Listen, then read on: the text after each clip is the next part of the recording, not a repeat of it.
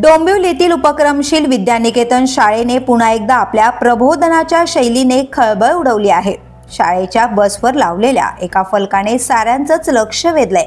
या फलकावर लिहिलंय, डोंबिवलीतील नागरिकांच्या निर्विकारपणाची युनेस्कोने दखल घ्यावी।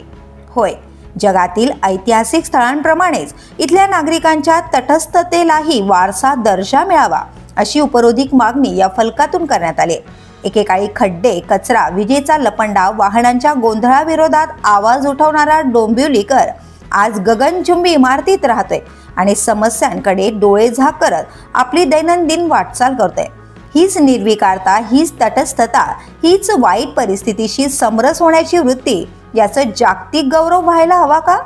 माय मरो मावशी जगो यासारख्या फलकांद्वारे हिंदी सक्तीवर भाष्य करणाऱ्या याच शाळेने आता समाजाच्या गुंगीवर, मौनावर आणि निर्विकारतेवर बोट ठेवलंय।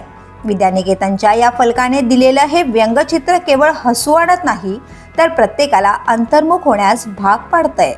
डोंबिवलीच्या समस्या दूर करणं हे कोणा एकट्याचं काम नाही, पण निर्विकार राहणं मात्र आपलं वैयक्तिक अपयश ठरू शकतं। The police news bureau, Dombivli.